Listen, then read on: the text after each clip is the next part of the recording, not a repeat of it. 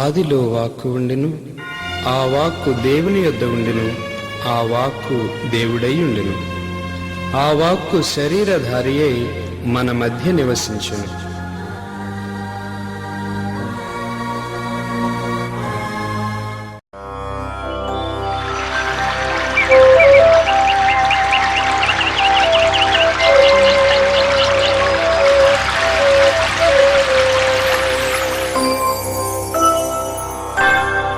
దైవ ఉనికిని చాటు నిబంధన మందసమా, దైవ వరములనిచ్చు దీవెన పాత్రమా, సకల వర ప్రసాదములనిచ్చు పరిశుద్ధాత్మమా,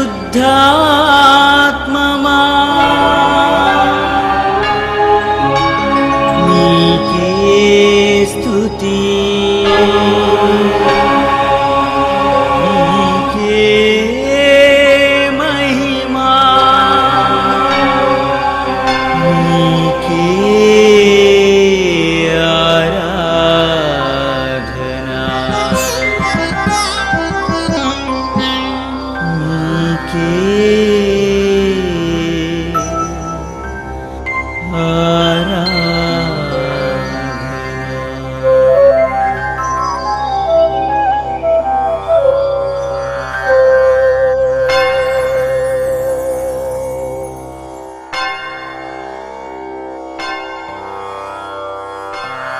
నిబంధన మందసమను ఈ ఆధ్యాత్మిక కార్యక్రమాన్ని వీక్షిస్తున్న మీ అందరికీ శుభాభివందనాలు. త్రియేక దేవుని శుభాశిస్సులు. ప్రభుని యందు ప్రియులగు సహోదరి సహోదరులారా, పోయిన వారము ఎందుకని ఇశ్రాయేలు ప్రజలు యావే ప్రభువుని విస్మరించారు అన్న విషయం గురించి మనం ధ్యానం చేశాము. దాదాపు యెహోషువ మరణించిన 320 సంవత్సరాల తరువాత యావే ప్రభువును ఆయన ఘన కార్యాలను తెలియని జాతి ఉద్భవించిందంటే మన వాక్యములో తెలుసుకున్నాము. ఈ దినాన అలా విస్మరించిన జాతి చేసిన చెడు పనుల నిమిత్తమై దేవదేవుడు వారిని తమ శత్రువులకు అప్పగించబడిన ఇశ్రాయేలు ప్రజలందరూ కూడా మరల దేవునికి మొరపెడితే దేవుడు వాని మొరను ఆలకించి వారి మధ్య ఒక న్యాయాధిపతిని పంపించి ఆ న్యాయాధిపతి ద్వారా వారికి విడుదలనివ్వటము, కొంతకాలము శాంతి సమాధానాలతో బ్రతకటము, మరల పాపము చేయటము, దేవుని విస్మరించటము, ఇతర దేవతలను పూజించటము ఈ విధముగా జరుగుతూ ఉంది. ఈ దినాన మనము న్యాయాధిపతులలో ప్రముఖ వ్యక్తి అయినటువంటి గిడియోను గురించి ధ్యానం చేద్దాం. న్యాయాధిపతుల గ్రంథము 6వ అధ్యాయము 14వ వచనము ఆలకించండి. యావే అతని వైపు చూచి, నీవు బలవంతుడవై మిద్యానీయుల మీదకి పొమ్ము, ఇశ్రాయేలును శత్రుల బారి నుండి రక్షింపుము, నేను నిన్ను పంపుచున్నాను సుమా అని చెప్పాను. ప్రార్థించుకుందాం. కృపా సత్య సంపూర్ణులైన మా దేవ, ఇశ్రాయేలు ప్రజలు మేము విస్మరించి ఇతర దేవతలను పూజించినప్పుడు వారిని వారి శత్రువులకు అప్పగించారు. కానీ తమ తప్పు తెలుసుకొని మీకు మొరపెట్టినప్పుడు వారి మధ్యకు మీరు న్యాయాధిపతులను పంపించి వారి శత్రువుల బారి నుండి రక్షించారు. న్యాయాధిపతుల గురించి ధ్యానం చేసే ఈ సమయమున దేవా, మమ్మలను శుద్ధి చేయండి.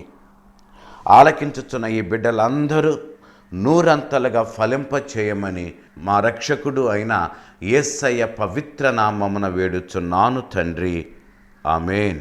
గిడియోను గురించి మనం ధ్యానం చేయటానికి ముందుగా న్యాయాధిపతులలో ప్రథమమైన వ్యక్తి అయినటువంటి ఓత్నియేలు గురించి మనం కాస్త ధ్యానం చేద్దాం.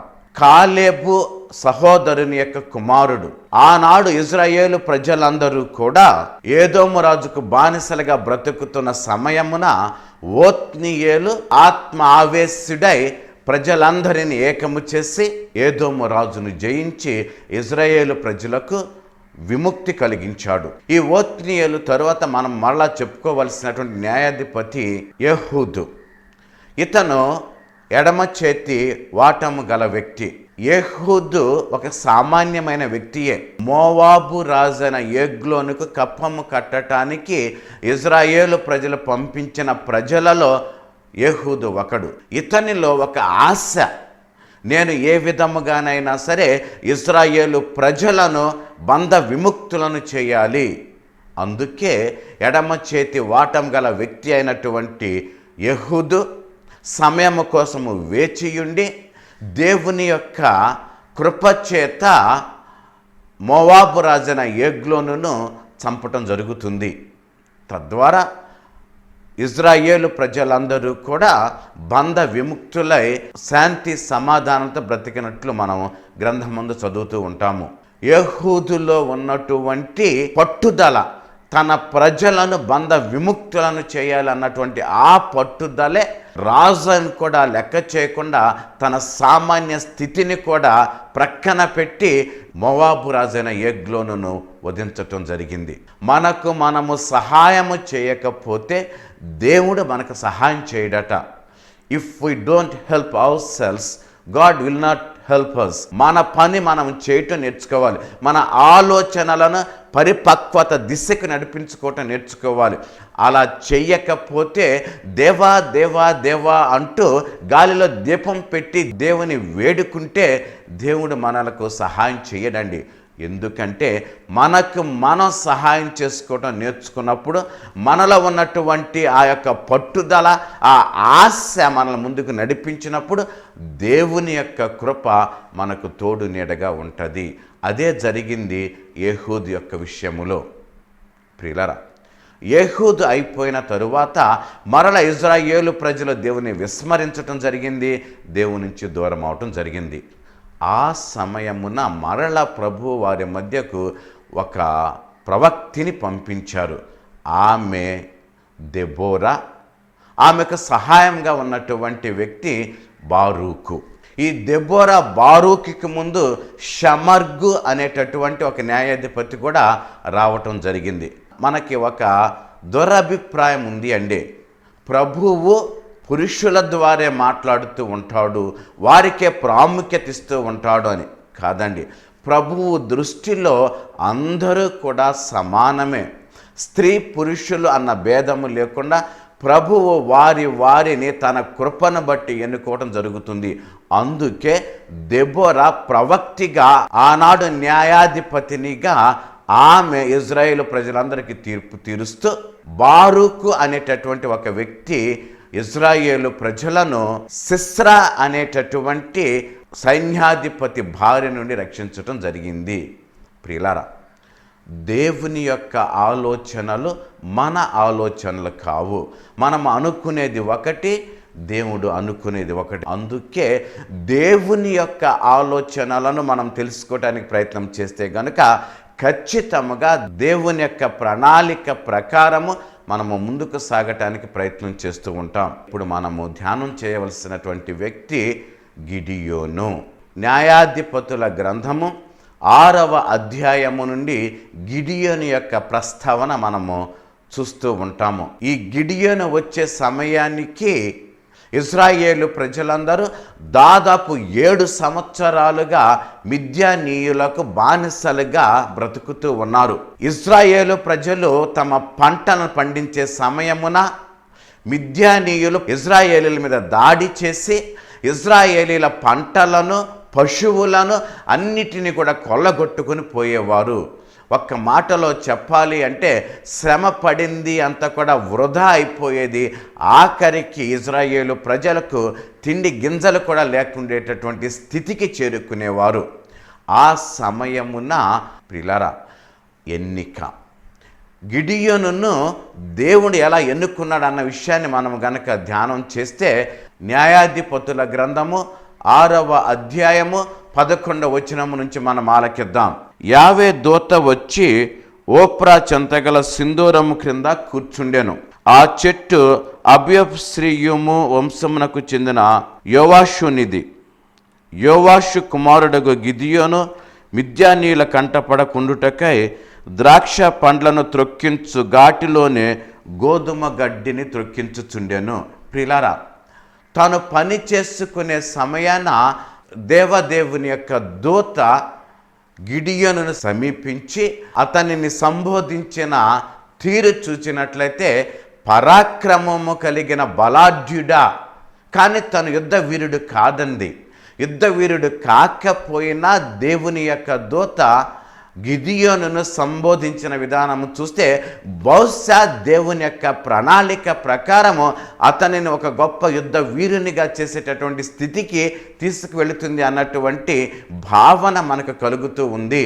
ఆ సంబోధన తరువాత దేవదూత అతనితో అంటుంది కదా, నీ ద్వారా ఇజ్రాయేలు ప్రజలను మిద్యానీయుల భార్య నుండి దేవదేవుని రక్షించటానికి సిద్ధపడుతున్నాడు అన్నప్పుడు అతడు నమ్మలేకపోతున్నాడు. నేనేమిటి, నా స్థితి ఏమిటి? నా వంశమైన మనస్సే గోత్రములో మాది చాలా చిన్న కుటుంబము. మా చిన్న కుటుంబములో నేను పేరు ప్రఖ్యాతి లేని అతి సామాన్యమైన వ్యక్తి. నన్ను ఎవరు కూడా పట్టించుకునే స్థితి కాదు. అటువంటి నన్ను దేవుడు ఎన్నుకోవటం ఏంటి?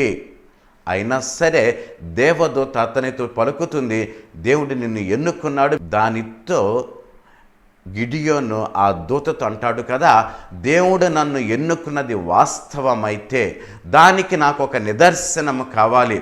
నేను వెళ్ళి బలి సమర్పణకు కావలసినవి కొని తెచ్చుకునేటంత వరకు నీవు ఇక్కడే ఉండుము అని పలికి తాను వెళ్ళి బలి సమర్పణ చేయటానికి కావలసినవన్నీ తీసుకొని వచ్చి ఆ దేవదూత ఎదుట ఉన్న రాయి మీద బలి సమర్పణ చేయటానికి సిద్ధపడినప్పుడు ఆ దేవదూత తన చేతి యందు ఉన్నటువంటి ఆ చిన్న కర్రతో ఆ యొక్క రాతిని తాకగా రాతి నుండి అగ్ని పుట్టి ఆ అగ్నిలో బలి సమర్పితమైనటువంటి ఆ యాగ బలి ఫలాలు అన్నీ కూడా ఆహుతి అయిపోవటము, ఆహుతి అయిన తదుపరి వచ్చినటువంటి ఆ పొగలో దేవదూత అదృశ్యమైపోవటము జరుగుతుంది.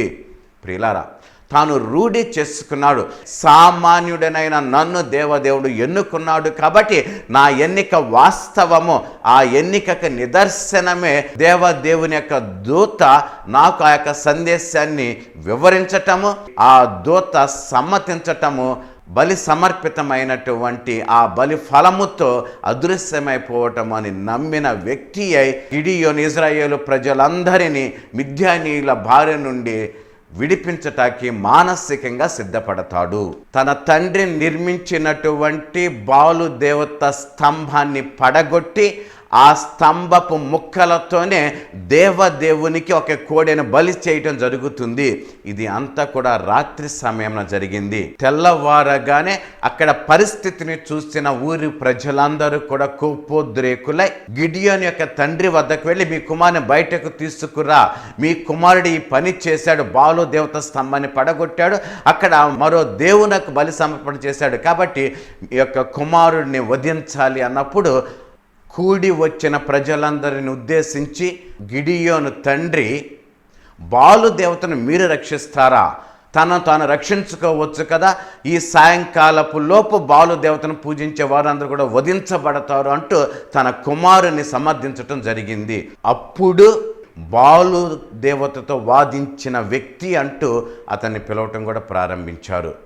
ఆ తదుపరి ఇజ్రాయేలు ప్రజలందరూ కూడగట్టుకొని యుద్ధానికి సిద్ధపడిన వాడై మిద్యానీయులు, అమలకేయులు, తూర్పు దేశవాసులందరూ కూడా యుద్ధ వీరులుగా యోర్దాను నదిని దాటి విశ్రమించు సమయమున ఆత్మ ఆవేశుడైన గిడియోను బోరను ఓదగా ఇజ్రాయేలు ప్రజలలో అనేక మంది యుద్ధ సన్నద్ధులై గిడియోనును వెంబడించారు.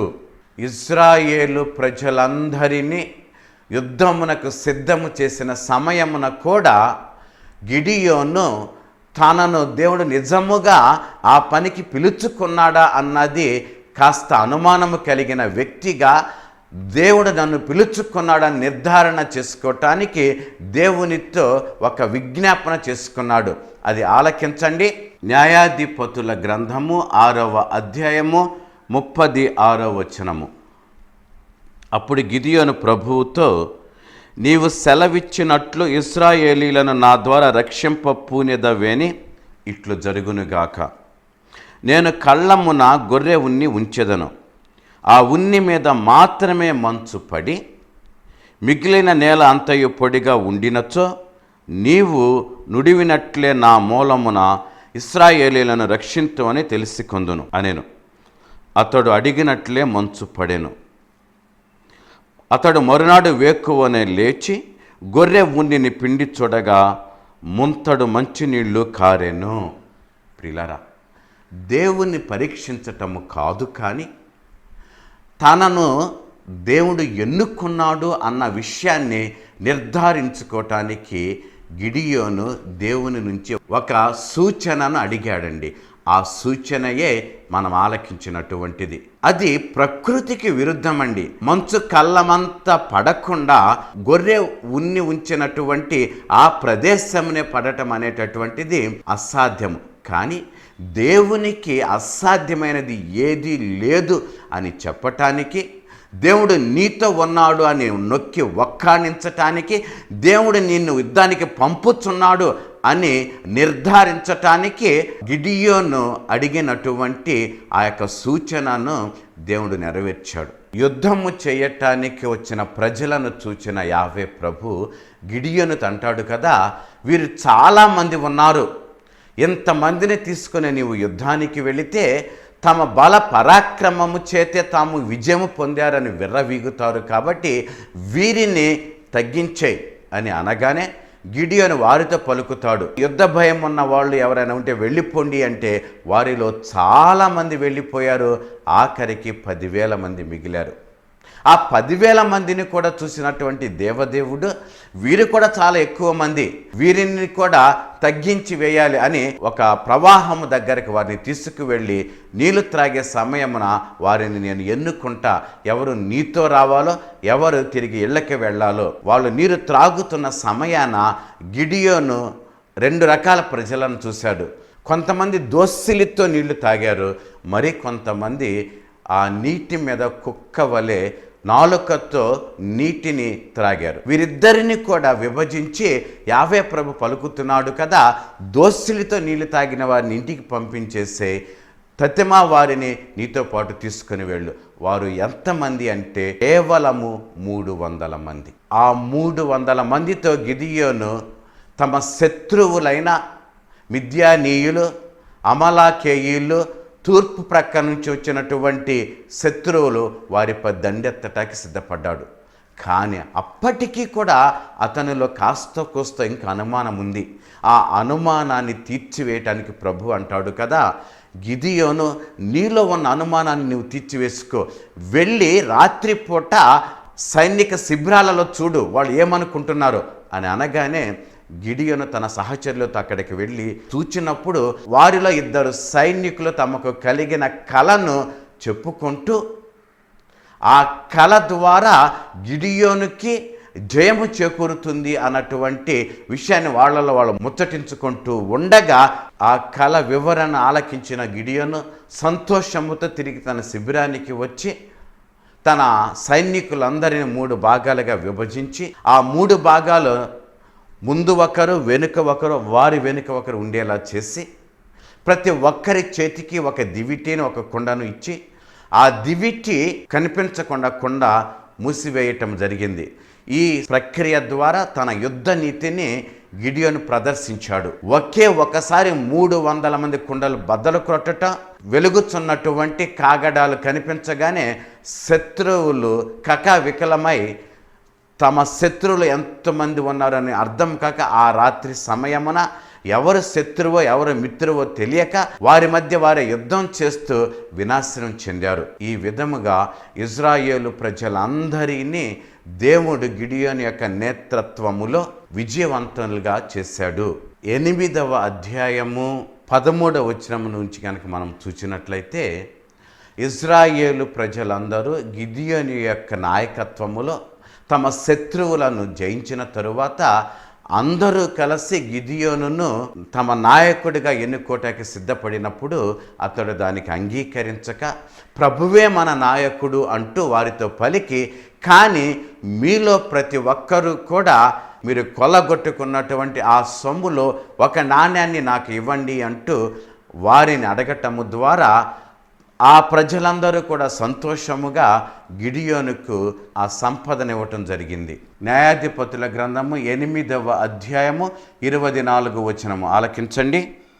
ఇప్పుడు నా మనవి ఒకటి వినుడు, మీలో ప్రతి ఒక్కడు కొల్ల సొమ్ము నుండి నాకొక బంగారు వలయమును ఇయ్యవలయును అనెను. ఓడిపోయిన శత్రు సైనికులు ఇష్మాయేలీల గనుక బంగారు వలయములు తాల్చియుండిరి. ఇశ్రాయేలీలు గిదియోనును విన్నపమును అంగీకరించిరి. అతడు ఉత్తరీయమును విప్పగా ఇశ్రాయేలీలందరూ తమ కొల్ల సొమ్ము నుండి ఒక్కొక్క బంగారు వలయమును విసిరివేసిరి. ఆ రీతిగా గిదియోను ప్రోగు చేసిన బంగారు వలయములు 1700 తులముల ఎత్తు అయ్యెను. పైగా మిద్యాను రాజులు ధరించిన చంద్రహారములు, చెవిపోగులు, పట్టుబట్టలు, ఇంకను వారి ఒంటెల కంఠాభరణములను గిద్యోనునకు లభించెను. వీనినన్నింటితో గిదియోను దైవ ప్రతిమ చేసి తన నగరమైన ఓఫ్రా యందు ప్రతిష్ఠించెను. కానీ ఇశ్రాయేలీలు ఆ ప్రతిమను ఆరాధింప మొదలిడిరి. ఆ బొమ్మ వలన గిదియోను అతని కుటుంబము ఉరిలో తగులుకొనెను. ప్రియులారా, ఎంత విషాదకరం అంటే, చాలా సామాన్యమైన స్థితి నుండి దేవదేవుడు గిదియోనుని ఎన్నుకున్నాడు. అతడు విజయవంతుడు అయ్యేటంత వరకు దేవుని తట్టు తిరిగి ఉన్నాడు. కానీ ఆఖరిన కాస్త మనస్సు ప్రక్కకు వైదొలిగి ధనరాశులపై మక్కువ కలిగిన వ్యక్తిగా ప్రవర్తించాడు. అలా ప్రవర్తించటమే కాదు, ఆ ధనరాశుల నుండి ఒక ప్రతిమను చేయటము కూడా జరిగింది. ఆ ప్రతిమను ఇశ్రాయేలు ప్రజలు ఆరాధించటం కూడా జరిగింది. ఒక విధంగా చెప్పాలి అంటే పరోక్షముగా ఇశ్రాయేలు ప్రజలలో కొంతమందినైనా విగ్రహారాధికులుగా చేసే స్థితికి ఇతని ధనాశ తీసుకువెళ్ళిందని చెప్పటము అతిశయోక్తి కాదండి. ఈ సమయమున మనం ఆలోచిద్దాం. సంపాదించాలి, శ్రమ పడాలి, కష్టపడాలి. కానీ మితి మీరిన ధన ఆశ గనక కలిగి ఉంటే ప్రియులారా, మనము దేవుణ్ణి దూరం చేసుకుంటాం. అందుకే ప్రభు తన యొక్క సువార్తలు చెబుతున్నారు కదా, ఏ ఒక్కరు కూడా ఇద్దరు యజమానులను సేవించలేడు, ధనమును దైవమును ఆరాధించలేరు. ఒకరిని ఆరాధిస్తారు, మరొకరిని ప్రక్కన పెట్టేస్తారు. అందుకే ఈ రెండు, దైవము ధనము అనేవి ఒకే వరలో ఉండలేవండి. శ్రమ పడాలి, కష్టపడాలి, సంపాదించాలి. కానీ వ్యామోహము కలిగి, ధన వ్యామోహము కలిగి గనక ప్రవర్తిస్తే ప్రియులారా, బహుశా దేవుణ్ణే మనం దూరం చేసుకుంటామేమో. ఇది మనకు గిడియోను చెబుతున్నటువంటి వాస్తవ చరిత్ర. అందుకే జాగ్రత్త వహిద్దాము. ఆయనలా దేవుని అంటిపెట్టుకున్నంత కాలము దేవుడు ఆయనను చల్లగా చూశాడు. ఏది ఏమైనా గిడియోను ద్వారా ఇశ్రాయేలు ప్రజలందరికీ కూడా మిద్యానీయుల నుండి, అమలకేయుల నుండి, తూర్పు దేశం నుండి వచ్చినటువంటి శత్రువుల నుండి విముక్తి లభింపచేశాడు దేవదేవుడు. అదే విధముగా మనము దేవుని చేతిలో ఒక పనిముట్టుగా మిగిలిపోయేటటువంటి స్థితిని మనకు కల్పించమని ఆ ప్రభుని మనసారా వేడుకుందాము. తలలు వంచండి, ప్రార్థించుకుందాము. కృపా సత్య సంపూర్ణులైన మా దేవ, అతి సామాన్యమైన స్థితి నుండి మీరు గిడియోనును ఎన్నుకున్నారు. అతడు ఇశ్రాయేలు ప్రజలందరినీ తమ శత్రువుల బారి నుండి కాపాడారు. అతనికున్న అనుమానాలను తీర్చారు. అతనిని మీరు ఎన్నుకున్నారు అని వాస్తవ స్థితిని అతనికి ఎరుక చేశారు. ప్రభువా, అనేక మారులు మేము మీ ఎన్నికను గుర్తించలేకపోతున్నాము. మా ద్వారా మీరు చేయబోతున్నటువంటి గొప్ప కార్యాలను మేము గుర్తించలేక, మాకై మీరు సిద్ధము చేసిన ప్రణాళికను అర్థం చేసుకోలేక ముందుకు పయనిస్తున్నాము.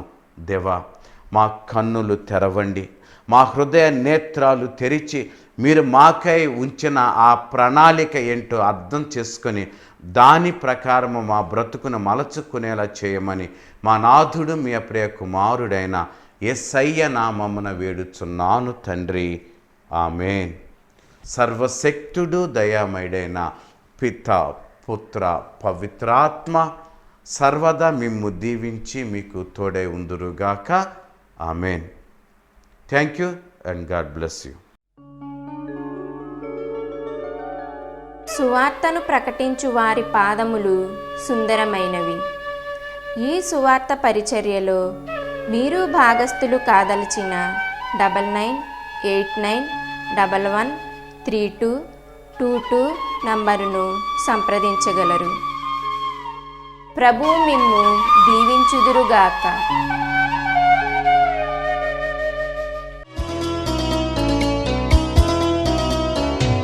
నేనును నా కుటుంబమును ప్రభుని మాత్రమే సేవింతుము. నేనును నా కుటుంబమును ప్రభుని మాత్రమే సేవింతుము. మాకు ఏమి జరిగినను ఎవరు ఏమి పలికినను మాకు ఏమి జరిగినను ఎవరు ఏమి పలికినను ప్రభువే మాకు ఆధారం. ప్రభువే మాకు ఆనందం. హల్లెలూయా హల్లెలూయా హల్లెలూయా హల్లెలూయా హల్లెలూయా హల్లెలూయా హల్లెలూయా హల్లెలూయా. నేనును నా కుటుంబమును ప్రభుని మాత్రమే సేవింతుము. నేనును నా కుటుంబమును ప్రభుని మాత్రమే సేవింతును.